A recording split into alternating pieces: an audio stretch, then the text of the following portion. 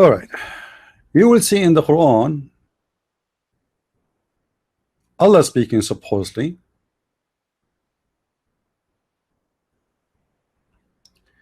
Let me get you. Here we go. In chapter 42, verse number 52. I hope the verses are clear. Allah saying to Muhammad, and I will make you read your own with your own eyes the translation of the Muslims, not my translation. Read with me, please.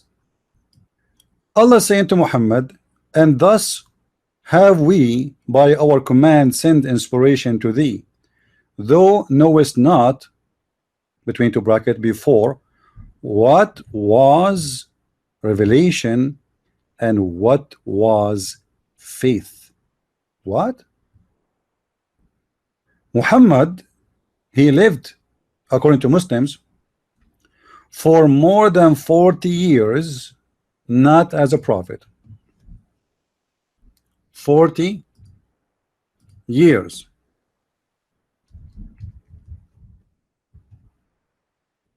Before he announced himself as a prophet.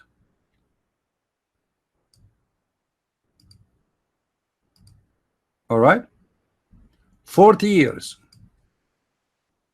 So Muhammad, 40 years as a person who is not a prophet. What was Muhammad's situation before we send the revelation to thee? Who is talking? Allah, not Christian Prince. You, Muhammad, you know not before, between two brackets, what was revelation. So Muhammad have no connection with any book of God. He never know revelation of the true God. And what was faith? Muhammad, with no question, according to the Quran, he was a kafir and he was a mushrik. He was an idol worshipper, but he don't have a faith, and the Quran is saying that. Muhammad, he know nothing about God, and Muhammad, he know nothing about faith. But here we need to ask ourselves a question. During the 40 years, Muhammad was worshiping what? 40 years of his life, he was worshiping what? The Muslim, they say to you that Muhammad did marry a woman, she is a Christian, her name is Khadija. Khadija, she was not a Christian, she was most likely from the Nasara. However, Nasara are a cult like Jehovah's Witnesses. However, they are, according to Islam, they must be mushrikeen, and they are, the Quran says that they are mushrikeen because they worship Jesus. So when Muhammad he marry Khadija, he have to marry her based in her religion. Those Nasara, they do not marry their daughters to someone who don't believe in their cult. So in order for Muhammad to believe, or to marry this woman, he have to marry her according to her tradition and religion. And that means Muhammad, he have to convert himself to be a Nasara. If the Muslim insists to say that Muhammad married Khadija and Khadija was a Christian as they claim. However, as I said many times, Khadija is no Christian. Khadija is Nasara, not Christian. Nasara are not Christians. Now here we notice that Muhammad, he have no faith, and he was a pagan person for 40 years. But the Muslim, they say to us, Muhammad was from a great family who follow Abraham. The fact all the uncles of Muhammad, including his grandfathers, are not believers. Even his father is not a believer. Muhammad, he said, my father and my mother in hellfire. So how they are following Abraham, his family are following Abraham, but they will go to hell. Even the man who Muhammad he grew in his house, his uncle, he died and he don't want to believe in Islam, and he don't want to believe in any God except the gods of the Arab before him. And this is a clear proof that Muhammad is just one of them, and he is a kafir like them. Now let us continue and see what Muhammad he break when it's come to worshiping God. All of us, we knew that Muhammad, as a person trying to copy the Jews, if we go here, number 2, it says, you shall not make any image of God. You shall not what? Make any image. You know, you see, when a Muslim he copy for you the Ten Commandment, it doesn't mean he is posting correctly. I mean, he's cutting it off, and the translation is not really, it come exactly as it is. However, you don't make any image of what is in the heaven or down in earth. That's what the Bible says. You don't make any image of what is down in earth or up, like in the sky, or down under your feet. Now, did Muhammad practice that, or he did not? First of all, in the Quran, Muhammad teach us that making statues was an order of Allah. If you go in chapter 21, verse number 52, suppose this story is about Abraham, and Abraham was saying to his father, you are worshiping like idols. Come on, you know, you should not do that. So when you see this verse in the Quran, you say to yourself, wow, the Quran is against worshiping idols. But then you will see a contradiction in different verse, where Muhammad, he is the one who is telling us what's happening. He claimed that his God, he gave order to Sulaiman to build for him statues. Statues of who? Statues of a prophet before him. In chapter 34, verse number 13, we will see the following. And remember, I'm not the one who is translating, and you will see how the Muslim translation is fake. Every Muslim translation is different from the other one. So I will start with the first one, Yusuf Ali. This is a chapter 34, verse number 13. Yusuf Ali translation. They worked for him as desired, making arches, images, basins, and large reservoir. The word in Arabic, tamathil. Tamathil is the same exact word like this.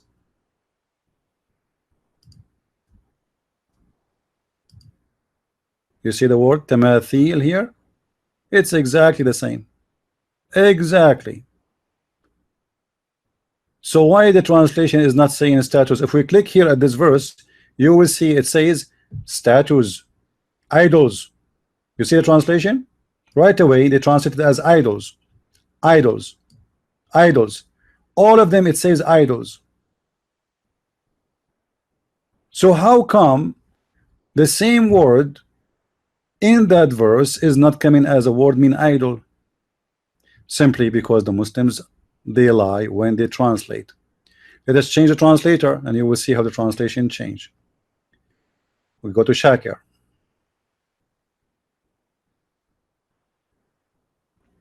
Here we go again. Nobody is mentioning the word idols. They should say at least statues and idols. You see it? Where is the word statues? It's gone. Let us see. We go to Biktal, hoping that one day we will find a Muslim who will give us the correct and honest translation. Here we go. Finally, Biktal, he gave us at least a more accurate translation. You see what it says there? Statues. Statues. So Allah, he gave this prophet the opportunity to order the genies, Sulaiman, and what the genies they do for him? Those genie, they work before him by my permission, by the permission of his Lord.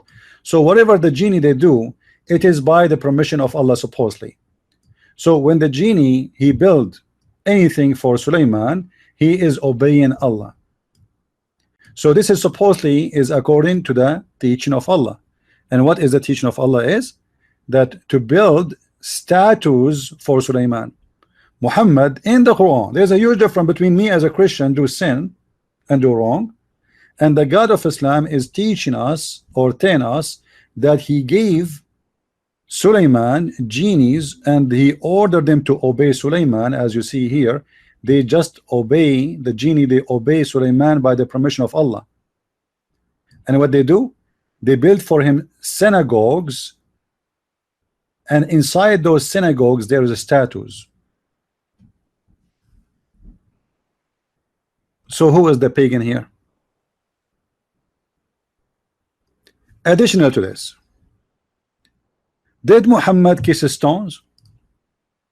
And he make a stone an obligation and part of the ritual of Islam? Absolutely. How the Muslim, they say to us, we are not pagans, but yet they kiss stones? If we go in the hadith, we will find the following. Read with me, please. Ibn Abbas narrated that the Prophet, he used to kiss the black stone and prostrate himself on it. Do you see it? How this guy is a person who don't worship idols, and he is against worshiping idols, but yet he kisses stone and prostrate himself to the stone or in it. Once I was chatting with there's a website, it's called Convert to Islam, very funny, stupid website. So I chatted with them. I said, I have a question about the Prophet. They said, sure. So I said, why the Prophet kissed the black stone? The one who is in the chat answered me from the website, the official. He said, because it's holy. I said, why it's holy? He said, because the Prophet kissed it. In different hadith, the black stone is the right hand of Allah, and that explains why it's holy. However, we notice that other Muslims, they expose Muhammad, and they knew that Muhammad is a false prophet. And this is in this hadith here, the Messenger of Allah said, the black stone descended from the paradise, and it was more white than milk, and then it was blackened by the sin of the children of Adam, which means, according to Islam, your sin caused you to lose your whiteness and you turn to be black. So what is the original stage of the black stone? It was whiter than milk. And then what happened? The sin of mankind blackened this stone. So sin make you black. Being good make you white. And this is why Islam is so clear that is a very racist religion. We know that Muhammad, he says, kill anything is black. Anything is black. Any animal is black, like a dog, horse. If it is a pure black, kill him. وَاقْتُلُوا كُلَّ أَسْوَدٍ بَهِيمٍ, and kill every pure black animal. And when they ask him what is the difference between the black dog and the yellow dog, he said the black dog is a devil. So there's no question that in Islam consider every black as a sin. So somebody might ask me, might say to me, why then the Muslims, they are kissing the black stone? The Muslims, they aren't kissing black stone, they are kissing a white stone. It's whiter than milk. But because it is sucking the sin, this is what the black stone do. It's like a vacuum machine. When you kiss the black stone, Allah forgive your sin. So it take your sin and suck it, and then it going to turn to be black. So a Muslim, according to Islam, he is not really kissing a black stone. He is kissing a white stone. And the stone one day is going to be cleared from the sin of mankind and is going to go back to original stage, which is white. And here I want to ask the Muslims, if they are not pagans, what the purpose of this stone? Some Muslim, they might say to you that the black stone was sent down by Allah to Adam. Adam supposedly he came down in India. So if the black stone is just a stone and Muslims are not pagans, what the purpose of this stone and why Muhammad kissing it? Let us say, for the sake of argument, Muslim, they say to us that Allah, he sent the stone just as a special stone. I mean, what stone? It's a stone. Why wouldn't I kiss it? It doesn't make sense. It's a stone is a stone.